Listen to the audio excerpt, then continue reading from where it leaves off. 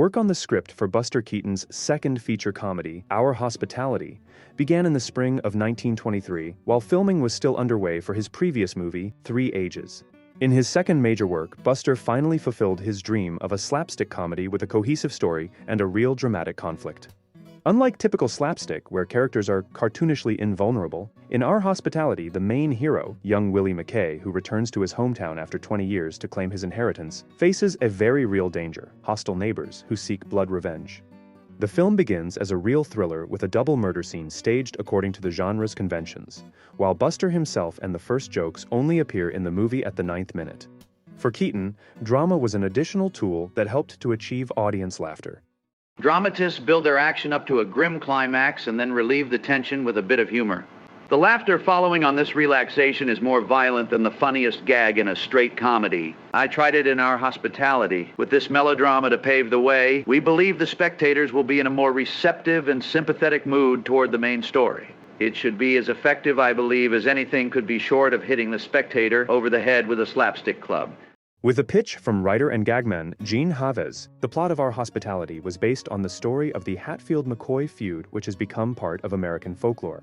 The real feud lasted for 30 years since 1863 and claimed many lives, not sparing even the elderly and children. In the movie, the feuding families were renamed the Canfields and McKays, and the main plot was moved to the 1830s, by the time the first railroads appeared in the United States.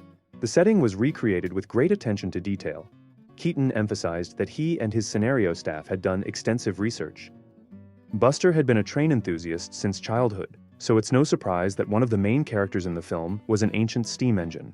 Fred Gabori, technical director and Keaton's right-hand man, built a fairly accurate working copy of George Stephenson's Rocket at a 1:1 scale on the studio lot, complete with comical-looking carriage cars. Keaton chose the English rocket rather than the American DeWitt Clinton created around the same time because, from his point of view, the rocket looked funnier. Even a prehistoric hobby horse bicycle without pedals was authentic. It was devised by German inventor Karl Dres in 1817 and spread to the States in the 1820s. However, an original bike for shooting could not be found, so like the rocket, it was recreated on the studio lot based on surviving images. By the way, after filming, the prototype of the bicycle was donated to the Smithsonian Institute in Washington at the request of its curators and was exhibited in the collection for many years. The choice of era for the movie was also influenced by the outfits of those years that appealed to Keaton. We liked the costumes. You got away there from the George Washington short pants and into the more picturesque Johnny Walker type of costume. For the sake of realism, Buster even gave up his wig and actually grew hair appropriate for the era. The change in appearance impressed the press greatly. Newspapers printed portraits of Buster in his new look and wrote, "Film fans are due for a distinct shock when they see Buster as Willie McKay. The pancake hat, baggy trousers and floppy shoes will give way to a high beaver hat, a Chesterfieldian frock coat, and a pair of light gray trousers shaped to the contour of the leg." However, Keaton did bring back into the picture one important element of his usual image of the past years. Another source of inspiration for Buster was apparently the film The Man from Beyond, starring famous illusionist and escape artist Harry Houdini. Houdini was a friend of the Keaton family before Buster was born, and according to a well-known myth, bestowed the nickname on baby Joseph. As Buster grew up, he became a devoted fan of the great magician, who even taught him some of his tricks. For example, how to escape from a straitjacket. The finale of Our Hospitality refers to a number of scenes from Houdini's movie, including a struggle on rocks, adventures in a mountain river, and the rescue of a girl at a waterfall. By the start of work on Hospitality, Eddie Klein, who had helped Keaton shoot 3 Ages and almost all of his shorts, was replaced as co-director by John Blystone, who had just finished a feature-length comedy starring Lupino Lane and a western with Tom Mix. The cast of the picture was filled with Keatons of all kinds. This time, Buster not only gave the role of the rocket engineer to his father, who has regularly appeared in his short films before, but also shot his 1-year-old son as his younger self. Even Willie McKay's trained dog was actually Keaton's own pet, Dewey. Buster's wife, Natalie Talmadge, played Willie's love interest, Virginia Canfield. However, apparently the idea of casting her in his new film did not belong to Buster himself. Natalie's leaving the movie screen was once Buster's condition for their marriage. He also never dreamt of an acting career for his children. Though soon after the birth of their first child and Keaton's move to feature films, Natalie changed her mind about being a housewife. She did not get the leading role in Keaton's first feature comedy, But by the start of Hospitality filming, Natalie got on her side Lou Anger, the family friend and manager of Keaton's studio, and perhaps even the studio's producer, her older sister's husband, Joe Skenk, who personally announced her approval for the part. So, although Buster did not consider his wife a suitable choice, he had to agree. His reluctance to give her the lead role was not just a whim. Like Margaret Leahy in 3 Ages, Natalie was an inexperienced actress and hardly suited Keaton's free style of work, which required ingenuity and improvisation. Before their marriage, all of Natalie's film experience was limited to supporting roles in her famous sisters' films and a couple of episodes in Roscoe Arbuckle's short comedies where she appeared with Buster, so he had an idea of her abilities. Indeed, on the set of Hospitality, Natalie admitted she felt unsure of herself and noted how patient the entire film crew was with her. The shooting of the railroad journey on the Rocket took place in Keaton's favorite location, Truckee, Nevada, where they had filmed The Frozen North a year earlier. The film crew of 20 people arrived there in early July 1923 with a steam engine, cars and tracks for building a railroad. The replica was powered by a gasoline engine, and if it ran out of fuel by mistake, filming had to be stopped. The locomotive often derailed, and the men, including Keaton himself, had to work together to get it back on the tracks. The boxcars had no brakes, so they collided with each other every time the train suddenly started or stopped. During one such collision, an extra broke his leg. Once when the train was going uphill, the drive shaft broke under the weight of the locomotive, and the train and cars rolled back down the hill. Fortunately, the passengers managed to jump out of the cars and stop it before it reached the bottom. In total, it took 5 weeks instead of 3 and more than $20,000, like a whole short film, to shoot the 20-mile journey on the Rocket, which lasted about 8 minutes in the finished picture.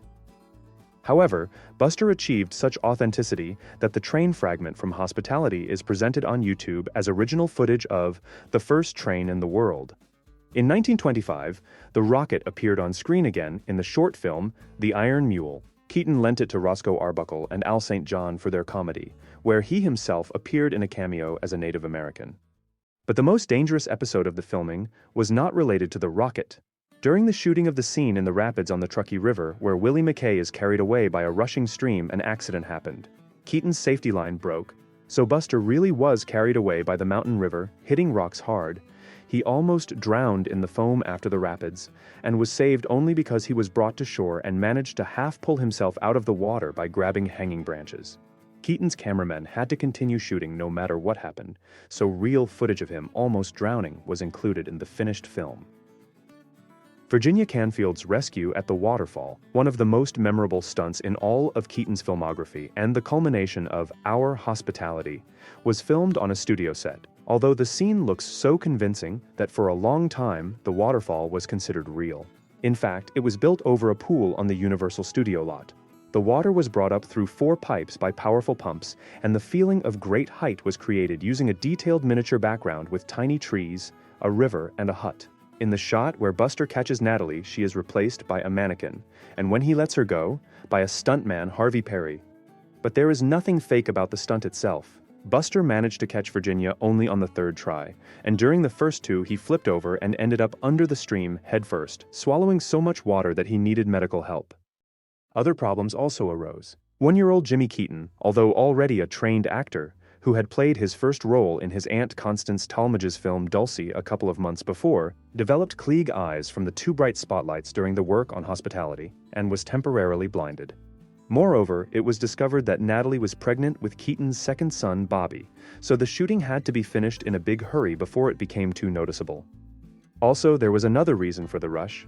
Joe Roberts, a family friend and the main villain in almost all of Buster's shorts, who played the head of the Canfield clan in the movie, suffered a stroke during filming. Keaton was ready to abandon the film, but as soon as Joe's condition slightly improved, he found the strength to finish the work. On October 28, 1923, Joe Roberts died after a second stroke, just a few days before the official premiere of the movie. Hospitality was first shown to the public on November 3, 1923 at the Warfield Theater in San Francisco.